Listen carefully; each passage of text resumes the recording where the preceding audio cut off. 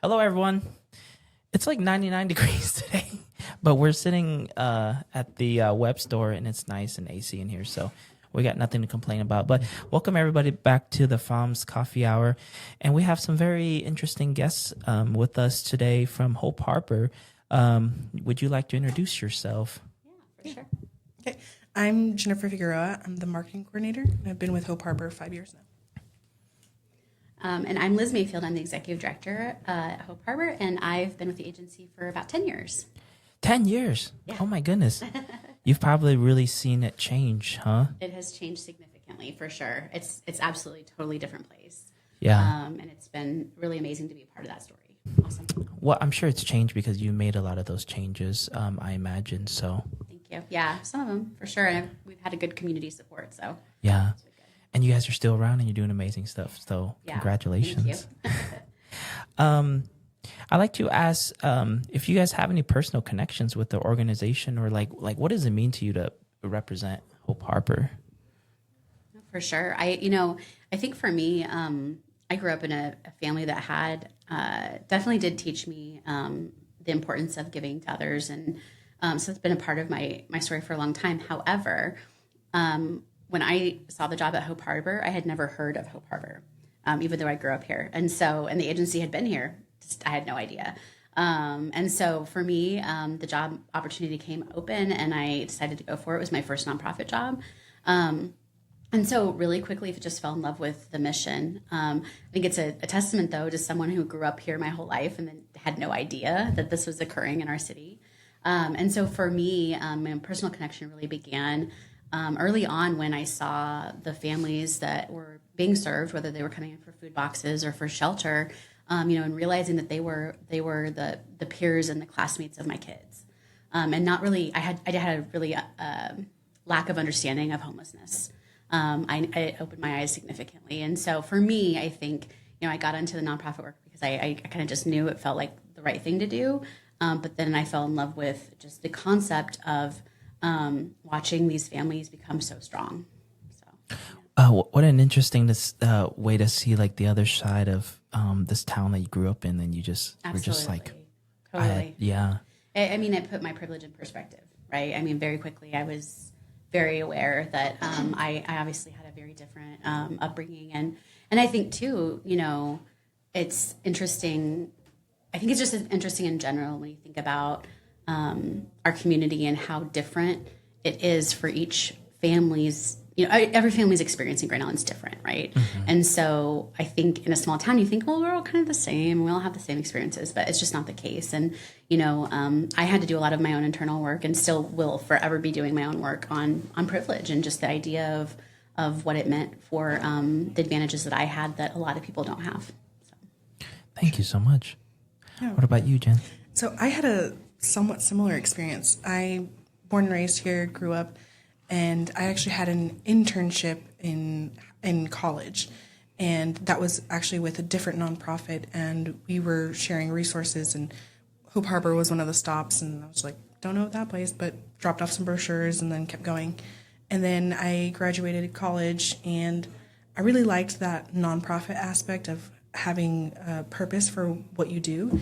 And so I also wanted to be in marketing and use my degree that I'm still in debt for. So the opportunity came up to apply to Hope Harbor, and Liz interviewed me. And again, same experience of I didn't really know Hope Harbor had existed. It's been around since 1994, so well beyond my time. And I didn't know the resources it had. I didn't know exactly what it was. The common conception of it was a woman's shelter. And then working at Hope Harbor, I've been able to see how much my parents, being immigrants and protecting us and always telling us we're trying to give you what we didn't have, kind of like created a safe bubble or a shield that I wasn't aware of these experiences. Growing up, I look back now and there was some hardships that we experienced, but my parents had protected me from. And that's, I guess, my personal connection to Hope Harbor is the children think it's home. They think it's a hotel. They think it's fun. They're not aware of the struggle that their parents are going through. So it's a safe space. And then just seeing also the connection of housed people and people that are experiencing homelessness still needing that help, whether it be shelter or the community assistance program. So seeing that too, where, I mean, there was times where, especially now, like you're housed, but groceries are really hard. So yeah. And that's where Hope Harbor can help. Yeah, for sure. So this was your first job out of college? No. No. Okay. I was in a sales position. Okay. But you didn't love it. I can't convince anyone to buy something free. Yeah. And then it was going to be, after a year, it was going to be commission based. So I was like, let me go before I get fired. But it was an experience. And then I worked at a law firm, which was fun. But again, I wanted to use my degree and like what I had studied for, and also be passionate about it. Sure. So very lucky when that opportunity came. It kind of just aligned. You know, I love that you brought up the perspectives of that you're helping families, and the way you help the families, although it's the same family, it's a different experience for them. Like, you know, the parents have the ease of mind of knowing where they're gonna lay their heads at night, and then for the kids, it is so funny that that's a really interesting thought, that as a kid you don't think about places like if you're renting or if you bought the house or whatever, but it's just the fact that your family's here, so this is like home. And having that home base, I imagine, is so critical for them, you know, developmentally, to go to school, to have them the way they feel they do. So my God, I'm like weirdly getting chills talking about this. So Yeah, housing is huge. I mean, that's everything to people. It impacts everyone's health, and especially kids. And we really, we talk a lot about the kids at Hope Harbor because I think people do have that misconception. I think the public idea of homelessness is someone holding a sign, or, and certainly that's a piece of it. But people experiencing homelessness can look and do, have a variety of experiences. We're about 40% kids at the shelter. I think I just pulled stats for a report, and I think we had 29 kids this week calling Hope Harbor home out of our bed, and so out of the beds we have. And so for us, it is home to them, whether it's temporary or long term. And when you're a kid, like you said, you don't know. Like I never realized, were we homeowners, were we renters, whatever. I don't know. But what they do know is that they have their own beds, and that's huge. We oftentimes when kids come in for the first time, and it's our rule and our guidance that every individual has their own bed, and a lot of times. Kids have come from places where they've doubled up in beds, or they've been on the floor. They're like, I get my own bed. Yeah, they're blown away. They're like, this is my bed. Yeah. All right, I don't have to share with my sibling. So that's so fun to think about. So when my family came to Grand Island in '95, we lived with my grandparents, and then my mom and dad saved up enough money, and we bought a trailer across from Bar Middle School there. Yeah. And then I grew up talking to, like later in life, I was just like talking about like how fun it was growing up like next to the school and stuff. And then I told people I grew up in a trailer, and obviously like they were kind of making fun of me and things like that. And it was just like, man, I didn't think it was lame at all growing up, because I was like, it was just so fun, It's home. It's home. Yeah, and to be across from the school would be fun, I think. It was awesome. I know. I mean, that's how I was when I was little. Yeah. We went from homeowners to apartments, and it, nice apartments felt like hotels every once in a while. Because it was one hotel here for a while, then one apartment here, and then for a couple of years, and then a different apartment until we became homeowners again. So, but for me, I never thought like all that time that we were in different apartments, I didn't know we were struggling. I didn't know that we had to move out of homeowner position to renting until way later. Yeah. Well, that's probably just a testament towards your parents too, for doing such a great job of just taking care of you, and you didn't felt that. Yeah, that's true. I really like this one because for me, I think simple is good. Like if you really had to explain Hope Harbor to like, I don't want to say a child, let's say like a teenager, like what would be the simplest, easiest way to explain what you guys do and what you're about? I think the easiest thing, like if I only had like 5 minutes to explain what we do, I think I would start with just hope. Like our mission is help and hope for a life of self-sufficiency.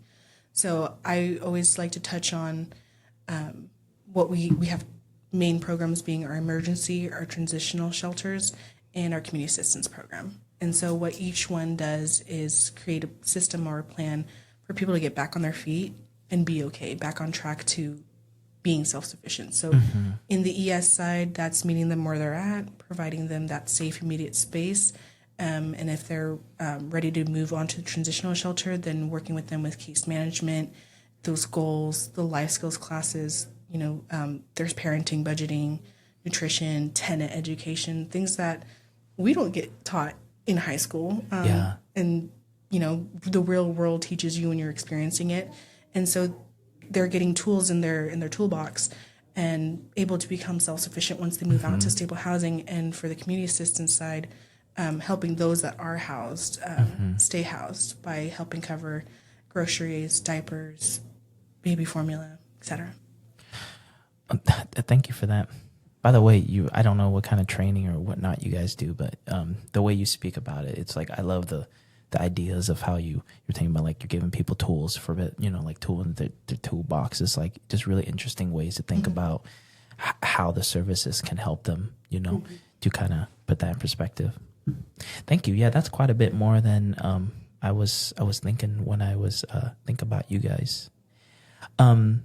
So I think with that said, like, if somebody's listening and they wanted to know a little bit more, like, in detail about Hope Harbor, like, can you name off a few core services that are like just like pinnacles of your organization that are utilized by a lot of people? Kind of touched on them with the emergency and transitional shelters. So I can go more in depth. And then the community assistance program.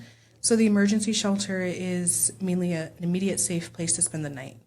It's just literally basic shelter. People can check in at 7 p.m. And then they check out at 10 a.m. And they have that opportunity to meet with our service coordinator and create a plan if they plan on returning, if they need a longer term plan. We start getting the ball rolling so we know if they have the opportunity to get housed soon, to go to a friend, to go out of city or out of the state, or if they need more help, then we start that process for the transitional shelter. The emergency shelter is a 30-day stay, and we extend that if we know that they have some plan of housing coming up. We're not just gonna buy after 30 days. And then we try to fast track that movement from the emergency shelter to the transitional shelter. And then there is a 7-day out period if they don't have a plan in place or we can't help them with a transitional shelter for full. There is a 7-day out period, and that's just to create beds available for other people. But then the transitional shelter side, once they move on over there, that's where they have the once-a-week case management with our case managers at the service center. They have community service, chores, life skills classes. So it's a big commitment that we ask of them. And, at first it can be a little bit annoying or tedious. I used to do some exit interviews with residents, and that was always like, what didn't you like at first or whatever? Yeah. And that's what they would mention. But by the end, they kind of came to the same conclusion of why we do what we do is I have to do that when I move out. They have to clean. They have to keep their children in eyesight and earsight. They have to continue budgeting and have those tools of tenant education and the parenting classes and communication that's so healthy that maybe they didn't experience in their childhood. So kind of breaking those generational curses and just continue to use those tools. And with the case management, the goals of employment, getting your birth certificate, getting an ID, getting a car, custody of your children. Like it ranges from the smallest goals to the largest goals. And then of course finding that housing, stable housing option that they move out to. I love that. So you're really just kind of setting a baseline for like everybody who's gone through to make sure that they have like X skills that they can use to apply to make sure that their chances of success are much higher than as if you were just housing them for the night. Yeah. You're showing them how to fish Yeah. instead of fishing for them. I love that. I'm going to use that one now. So it sounds like, so I guess if anybody is curious if they are like eligible, I suppose it wouldn't hurt just for them to contact and maybe just for you guys to kind of evaluate where they are and see if how you can help. So I guess don't be shy to reach out, right? I imagine. For sure, yeah, absolutely. We work a lot with law enforcement and other agencies, especially in the emergency side. We have a lot of individuals who are, exiting difficult relationships. I know, you've had a guest on already talking a little bit about partner violence. And so, a lot of times just reaching out, and letting us know what the situation is and seeing if we're the best fit or if there's an agency we can refer you to. For sure. And then really the eligibility just is pretty simple. You just need to have the need. And then we just need to have the right space, right? So a room available or a bed available. Are there certain strict criteria for denying any certain applications? The only there's two big ones that stand out to me. We don't serve single men, so that would be an immediate one. There's another shelter in town at Crossroads Mission that serves single men. Okay. We serve every other demographic though, so we do have a lot of times people do call us a women's shelter, but we actually do serve families, including single dads, so. Certainly, single men would be the first criteria, and then the second one would be that you can't be on the sex offender registry. Obviously, we have communal living, and so we would not be able to work with anybody that is a sex offender. Other than that, within the program, we do have parameters. We, have a lot of safety parameters in place. But for us, I think the biggest thing is that we want to see long-term success. A lot of times we get the question a little bit about sobriety requirements. And, for us, we really understand, and it's actually evidence-based that sobriety takes time for people. I think it's like 9 times, I think on average, people have to go to treatment before it sticks. Yeah. And so for us, we meet people where they're at, and as long as we have a good plan in place, we're comfortable with that. The only time that we would, alter from that is if the safety of other people was compromised. Sure. But otherwise, really, our two determinants are whether, if you're a single man, we have another location for you to check out. And then again, the sex offender registry would be the other piece of it. Sure, I understand. And for the community assistance program, that's open to everyone. Oh, yeah. And that doesn't have any restrictions or obstacles that we have like a small application form. It's more for our information on our end where we need to see to put budgeting for next year and funds towards. But basically, it's just gathering that information and you're eligible. There's no need to have an ID required or a certain income level or et cetera. So, I actually, speaking of funding, I actually don't speak with too many nonprofits, so I'm always kind of curious. Is like how do you guys get your funding? Is it more state or is it federal or is it just it's a great question? Donations? And it's changing every day now. Is it really? Oh yeah, yeah, for sure. With new policies and such. Yeah. So for us, I just kind of usually break it out in percentages. We're about 30% funded by individual donations. So just you people in the community who support our programming and give donations to us. About 30% fundraising. So those are our events. So we have a couple events a year where we do, big fundraisers, and the remainder of it is grant funding. And that's a mix of state funds, federal funds, and foundation funds. So we're kind of trying, we try to make sure that all three of those pieces are paid attention to because all three are really important. But we, certainly are really thankful to get some state and federal level aid to make sure our programs run. Okay. That being said, we definitely could not run on grants or state funding alone. I think that's a misconception in the community. We are a public service, but we're not publicly funded. So, we get, I think it's only 14% of our budget total is from any sort of federal or state funding. Everything else we have to ask for and get from the community, whether that's through grants or through fundraising or individual donations. What if somebody went through the program and then just made it really big and then just came back and just loaded you guys up? That'd be so great, right? I know. It's what our dreams. It's our dream. I know someday, or hit the lottery. I don't know, whatever. Yeah. No, we. What one of our favorite things though is when people do come back and donate. And it's been really impactful. We just had someone come back. who had been a resident in the program a couple years ago and came back and brought like a $20 bill in and was like, hey, it's what I have, but I'm giving it back. It's amazing. And it happens pretty frequently, and it always is like super impactful for staff. Because again, it's just like that piece of like, like, again, we're putting those tools in that tool belt so that eventually that's the outcome, is that they have that extra income to give back, right? Like to us or anyone that they need to. Oh man, that's really, that's awesome. And I did not know about the way you guys are funded, so thank you for sharing that. Of course. I've lived in Grand Island off and on for quite a while, but I've been back since 2019, and I've really seen this city grow. And along with that growth, and along with the pandemic and the way things have played out, Grand Island's housing situation is really getting kind of out of hand. And so I kind of wanted to get your thoughts on, like what is that looking like, and how do you expect things to change? Like does the housing market affect you guys at all? Do you have your own subsets of like apartments that you do? Like Absolutely. Yeah. Such a good question, because you're totally right. It's completely changed. So I've been at Hope Harbor since 2014. And it's completely different. I don't know if the catalyst was COVID, or, I don't know if the pandemic was the number one. I have no idea, but all I know is it has significantly shifted. You're totally right about that. So for us, I think we view housing as a pipeline. I say this a lot.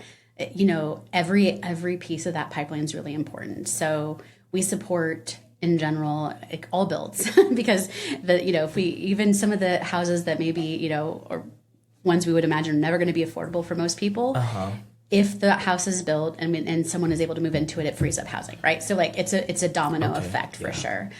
So that's number one, is we always support any housing being built. So across the state, actually, Nebraska is 25,000 units short of housing, of affordable housing.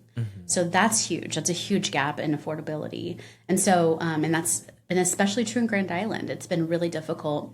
I think one of the things we did post pandemic was we started the Housing Coalition. And that's one thing I would encourage, if people reach out and they're like, hey, I'm passionate about housing and trying to figure this out, come join us, because we're trying to figure it out too. To be honest with you, it is really expensive to build housing. It's expensive to build apartments. It's very expensive to build affordable housing. And part of that is, labor costs, all all those pieces of that puzzle, and especially in like a smaller, more rural community, they're even more expensive than they are in cities, right? So it just makes it difficult. And I think the Housing Coalition is working on some solutions of ways that we can maybe look at some city codes and look at like different pieces of it that can help like break that open a little bit. But for us, what we've experienced at Hope Harbor is that people are staying longer in homelessness than ever before. And it's very tragic. When I started, the average length of stay for a family and transitional, and it depended on their situation, the average length was about 60 days. And we've more than doubled that now. Just in the last few years, it's more than doubled. And in fact, for the first time ever, we had a large family in shelter for 2 years, more than 2 years, and this is a family with children. And I will probably never forget this family, just simply because it just was not there was no housing. There is no housing available. There's no housing available, period. But there's really no affordable housing available. To the point that I would say we have people who qualify for federal programming, like a Section 8 voucher and things like that. They don't even have a place to go use them at, because there's just not a place available. Yeah. And so for us, our board of directors really, in 2020, when we did a strategic plan, we said, like, this doesn't look, this is something we need to dive into, because this pipeline isn't changing. It's, in fact, we think it might be getting worse, and it did. And so the board of directors really, in that strategic plan, said, we need to look at what can we do. And what we ended up doing was having the opportunity to buy the lots right next to our current shelter building. And now we've received some funding from the state to start, and are in the middle of fundraising to build apartments. And these apartments are going to be specifically for the lowest of low income folks. Because, as an example, I think it's hard for everyone to find housing if you're a renter right now. Period. End of story in Grand Island. However, if you're a family who has an eviction on record, has maybe bad credit, maybe you have been unemployed or have struggled finding and maintaining employment for a variety of reasons, and sometimes, by the way, those reasons are as simple as you were in an abusive relationship and you weren't allowed to work. Right? I mean, there's all these scenarios that people don't realize, I think. But ultimately, if I'm going to go out and say, hey, there's a 2-bedroom apartment, I saw it on Facebook Marketplace, I'm going to go check it out. I'm now in line with X amount of families who really also want that 2-bedroom. And if I have, bad credit, if I have any of these barriers, I'm not going to be chosen, right? So we're seeing our folks really struggling to find housing. And so for us, our Lighthouse apartment build, we were lucky enough to get $4.7 million from the state of Nebraska to start the project. It's a $10 million project, so we're still fundraising for the rest of it. But our hope is to build 20 units. Which is a drop in the bucket, but again, that gets that pipeline moving, gets people out of our transitional shelter program, or wherever they come from. It'll be open, to anyone that qualifies. But our hope is to just get that pipeline moving as best we can. And I can tell you from this experience, this is our first new build of housing that our organization has done. And I understand now why, very much so, firsthand, why it's really hard to build affordable housing. It's just difficult. There's a lot of barriers to it.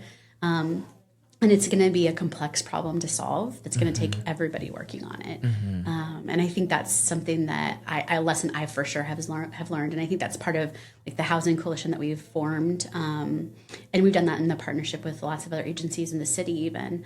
To just say, how can we figure this out? Because we know we're short of units. We have all these new businesses coming in, which is so exciting. I know Mary and her team at Economic Development are doing great work, right? They're bringing everybody in, but we have to house them, right? And so figuring out how to do that and doing it also at an affordable level where people can afford the rent, I think is really our goal. Like we talked earlier, housing is so essential for people. It's essential for children especially. But also adults. There's health indicators. When you experience homelessness, it impacts your physical health. It impacts all parts of you. And so, for us, a vibrant community, a vibrant Grand Island, it has to include housing. It has to include healthy, safe, affordable housing. And so, I think we'll always stand on that hill. And I think, our board has done a great job of making that our vision for this next piece. And it's a drop in the bucket. And we hope it just gets, kind of the ball rolling on more affordable housing coming out. But I absolutely, housing is an issue. Absolutely. Oh man, it just seems like such a mountain to. Yes. It's like where do you even start? Yeah. Sure. Yeah, I've seen that little. Well, it's not little. That L lot that you guys have over there. So that one you said is going to be. That's you said roughly about 20 apartments. Units. 20 Yeah. units. It'll be That's a mix. actually amazing. Yeah. To fit 20 units. We're going to build up. So it's going to be a thing. But yeah, we're hoping to put it back a little bit off the highway and get it situated on the lot, right? And we're going to do a mix of some studio units, but we're actually only doing a few studio. We're doing a majority of them as 2 and 3 bedroom. Because for us, and actually we have a company we're working with out of Omaha as our owner's rep on the project. And they came in, at the beginning and said, let's do a study and see where we're at. When they did their study and then looked again later, there were literally 0 3-bedroom units available. Like you couldn't even find one. It wasn't that they were too expensive. They just weren't available. Yeah. And so for us, we knew, and knowing, just the statistics of the families we serve, that we needed some family housing. So we're a majority of our units will be 2 and 3 bedroom. Okay. Yeah. Interesting. Yeah. I actually have a lot of questions about that one, but maybe we can maybe dive in not. whenever. Yeah. I'm actually interested in some statistics. Can you give us some statistics to help us understand the problem? I think you mentioned that the average stay time of a family is almost 90 days. Yeah. I mean, what is that in percent? That's 3 months. Yeah, it's actually getting closer now to 7 months. To 7 months. And and that's average. So we've had some families in more difficult situations that have now been in shelter for years. Okay. And so I think, that speaks to, again, availability. If you've got those larger families and there's no units available, they're stuck. So on average, we serve about in just in our shelter programming, we serve about 350 families or 350 individuals a year. Okay. And so I think that always kind of shocks people when we say that. And I think, Grand Ellen, maybe we have this perception that it's not an issue here. Yeah. Or like we're different. Or, Yeah. I don't know. I'm not sure what the perception is, but I know for me, I was always shocked. I was like, wow. And like I said, 30 to 40% of those are kids. And so, that's just our annual number of on average. I think again, the misconceptions of homelessness and people experiencing homelessness are huge, and sometimes those become barriers to understanding the actual problem. And it was for me before I worked here. Like I had a lot of misconceptions that I had to undo. But yeah, about 350 families, give or take, 350 individuals. Yeah. And then in our community assistance program, which again is open to the public for like food boxes and all that stuff, we serve closer to just under 3,000 people. Oh my goodness. So, Okay. yeah. So we, overall, I like to say between 3,000 to 3,500 individuals are impacted by our program every year. And some of those are unduplicated numbers. So, for example, if a family comes in for food box in January, we're just counting them once, even if they come back the next month. Sure. So yeah, I think the impact of our program is significant, and it's gotten more significant. When grocery prices going up for everyone, we've seen in food boxes skyrocket. People are incredibly in need. We hand out an average of 24 food boxes a day to families, and so I think that's much higher than it's ever been. So we're seeing that impact kind of come full circle to our agency. Yeah, that's a lot of people. Yeah. Like if you just, I think like if you hear the numbers of people, it like initially it doesn't sound like a lot. At least it doesn't to me. But then like I just try to visualize like 350 people like in the parking lot or something. Right. Right. That's a lot of people. Yeah.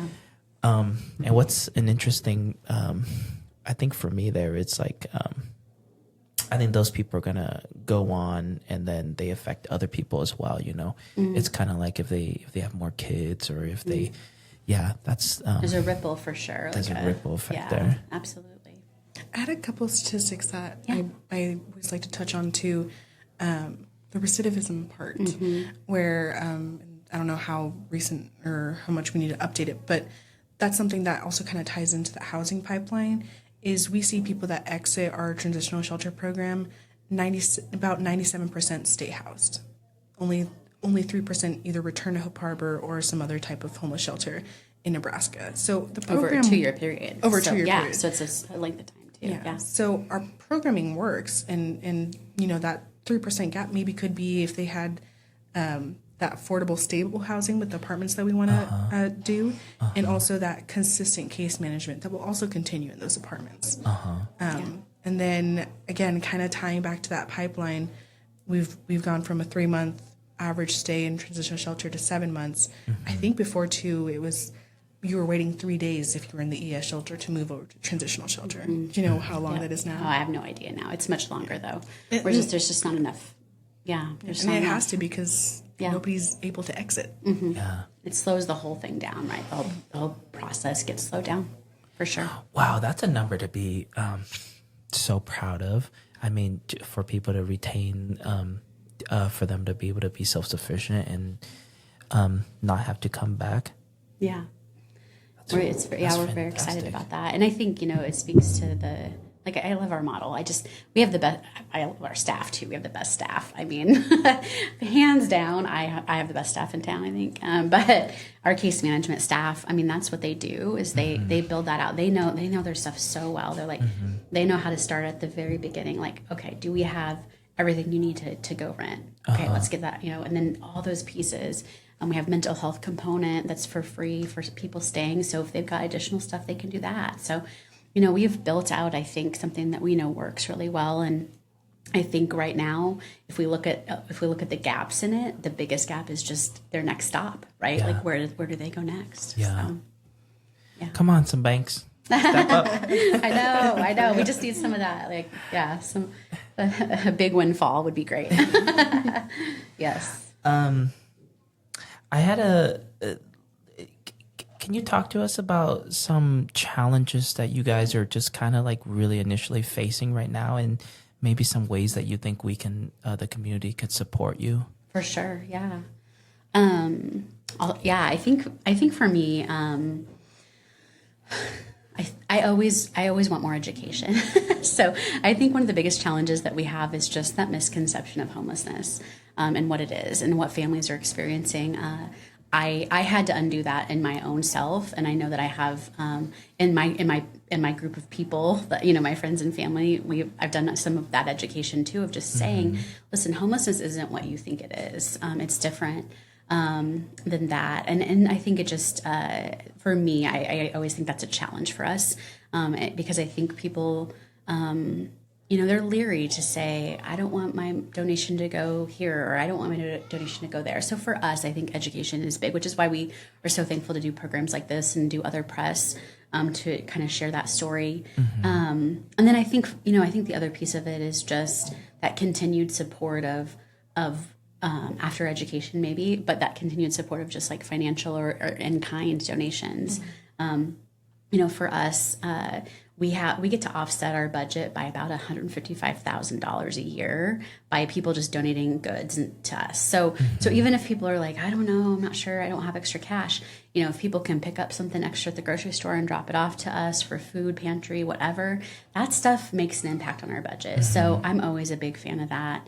But I think, for me, I think from a bigger picture, the perspective, like on the day-to-day, the biggest challenge I think is just undoing the misconceptions, because once we do that, once we have that ability to understand the complexities of it, I think people they're excited, they want to be a part of it, they want to be like, oh wow, that's totally different than I thought, and now I want to, I'm willing to buy some extra stuff at the grocery store, or donate money if I can. So Sure, that totally makes sense. I have some similar thoughts on the challenges too. Both, again, that awareness piece of not only educating exactly what homelessness looks like, but also just kind of brand awareness in the point of both sides of the coin. People knowing that we're there, that we can help serve them with food boxes. My first conception was women's shelter, even though we serve more than just women. We serve families and children. And then also... so that we're there for those that are in need in the community with food boxes. That's always something that some people still get surprised with. And then the other side of that, people don't know all we do to help. So, like, what can I do if I still think it's a woman's shelter? Well, I can't go there for the needs I have, or I can't donate anything besides money there, because they don't know about that other part of the community assistance program. And then specifically the community assistance program, when you touched on donations, that's a big point. I mean, the challenge this year is, I think we ran through our budget for the community assistance program food pantry within the first 3 months. We got to a point where we are able to help families once a month we had a retreat and go from every 3 months. Yeah. So that was a big thing. And of course, I mean, everybody's feeling that with the state of the economic part of the world going on right now. But that's a big thing, is also like even just getting something extra at the grocery store, or just clean out your pantry. Like I always sneak upstairs and like, my mom hasn't touched that can of corn. It's going to Hope Harbor. 100%. Even the or small, like, my kids won't eat can. this, right? Like, don't eat it. Yeah. Sure. And what a fun thing to be able to do too. Maybe take your kids and bring some something to donate, and then kind of take them on that experience. I think that would be great, honestly. It's amazing. We do have some families do that, and it's always really fun. And we've had a few families do that as their birthday party thing. They're like, our kids don't need any toys, but bring a donation for Hope Harbor, which has been so cool. Like, what a fun thing to do, and way to teach your kids, giving. And we had a mom, it's been a while, but we had a mom who, when they would give like an allowance to their kid, they'd put $1 in the allowance, and then they'd put $1 in donation, and then they'd take that and they'd go buy food and then bring it. And it just, I mean, there's so many creative ideas of ways to get kids involved in it too. So It's official. I think I just decided in my head right now. We'll have to do something with you guys. I love that. We I mean, I don't know the statistics, but a large amount of our customers are kids. You know, they drag in their parents to get bobas and want stuff. boba. So, I think Yeah. I think we certainly could do our part by at least working with our kid customers. I think that'd be really fun, actually. That'd be cool. Yeah. All right, let me brainstorm. We'll Yeah, have to do something. definitely. You know, I share this just because of the kid piece too. The first time that I brought, when my kids were in, I've been there 10 years, so they were little when I started. Now they're old. But when I started, you know, the first time I brought my kids on site to volunteer, they saw their peers. They saw 2 kids from their class. Yeah. It was incredibly impactful. They had no idea, right? And my kids, again, kids don't know what they don't know, you know, so they were just like, hey, cool, they're here. You know, they just didn't understand it. But it just opened up a large conversation of understanding that we don't know what our classmates are going through. We have no idea. And also just showing up for each other. Like, we're all in the same class. Like, that's my friend. Like, that's my fellow, you know, whatever. And for them, I think it is super impactful. I think kids get it probably better than adults sometimes. They're So just like, why not? exactly. They're like, why wouldn't we? I don't understand, you know? So, yeah. I think I'd like to close this out by asking if you guys have any future plans that you guys are really excited about. I know you mentioned we were doing the apartments, but was there anything else that you wanted to share? Yeah. So as we mentioned, part of our budget is that fundraising aspect. So when you called and gave me the opportunity to do this, that's the first thing I thought of. Yeah. Was Hunting for Hope. It's a scavenger hunt, and we've been doing it almost 10 years now. And it started in Railside, just on feet. We moved because of COVID to cars, and that has made it a lot funner going across Grand Island, not just one area, and maybe less cheating, following the same group everywhere.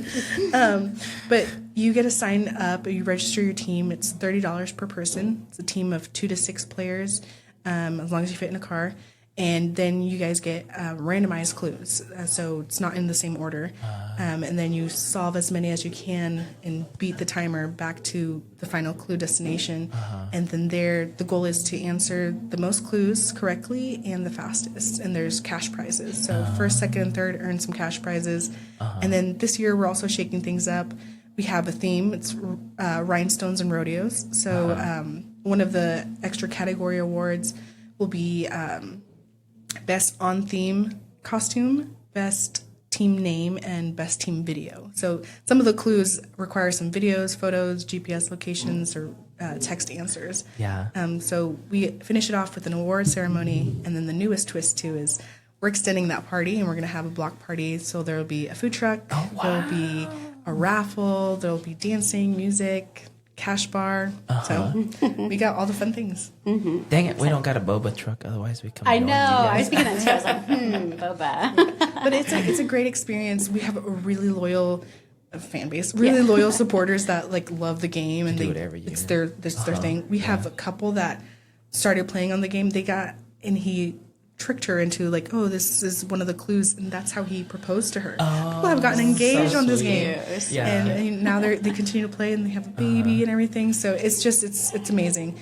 But it's great for couples. It's great for family, friends, coworkers. We've seen people use it as like a bonding moment or just a fun thing to do. You know, we talk about Grand Island and growing, and this is kind of one of those things of what can we do tonight, or what are the fun plans. So, and what's the date on that one? I'm sorry. that is July 12th. It's a Saturday. July 12th. That's a Saturday. So you can be hungover Sunday. It'll be fine. Yeah, And if this comes out after, that's okay. I just thought we'd plug it. Yeah. You can be hungover.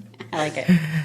I think, the other big piece for us, for our future, just is this next chapter of building these apartments. So Lighthouse Apartments we'll break ground next spring on that. And, we're still fundraising for it. We asked the community to match kind of the funds that we've already gotten, and we're asking for $2 million total. And we're on our way. But I think we're, going to continue to fundraise for that. We've had some great grants come in. We've had some really great community support already. And I think it's hard to understand how expensive it is to build housing until you do it. But for us, this housing is essential because it will include all the things that our current program has. They'll still get great case management. They'll have partners, but they'll have their own lease. They'll be able to rebuild their history, their rental history, and do all that. So, Lighthouse Apartments, I think, is our next chapter, and just again doing our part to address affordable housing. Yeah. It's going to take all of us. It definitely is going to be. It is a mountain, as you mentioned earlier. It is huge, but we're excited about the opportunity to at least start that process. And we're currently in the funding stage and breaking ground next spring. So. Oh man, that's so exciting! Yeah, we're excited. I'm gonna drive by one day and things are gonna start to go up. It'll be very exciting. And that's really cool that it's like on your campus too. Yeah, like it's all right there. Yeah, we thankfully are in a very walkable area. I think one thing Grand Island is also lacking in is reliable public transportation. Yeah. And so for us, it's really it was huge for us that we stay on campus just for that reason. Very walkable to employers and to services and grocery stores and things, and to us and to our staff and our services. So yeah, fantastic.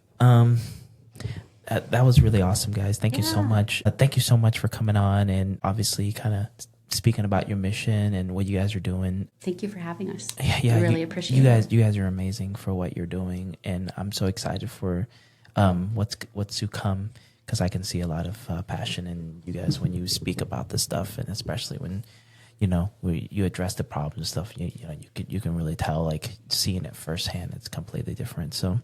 Thank you for doing the work that most of us have no idea what to do or even how to do it, and it's just scary to get started. But like you said, just slowly, you guys are making a lot of progress in that way. So thank you so much for that. For sure. Come join us anytime. We love it. And thank you for inviting us. We may need a part 2. I don't know. Yeah. But I also wanted to add, if people want to learn more about who we are, what we do, our upcoming events or projects, they can just visit our website, www.hopeharborgi.org, and then they can get everything there. Start volunteering, start doing all the things. Tours. I mean, if people, I think that would be one thing that people are always wondering how to help, and like you said, just understanding it. Coming on campus is a part of that. Come serve supper, come play games with the kids, whatever. We're always open to that. So that's awesome. Yeah. Thank you guys so much. Sure. I'm going to end the podcast here. And thank you to everybody for listening as well. And we'll catch you on the next episode.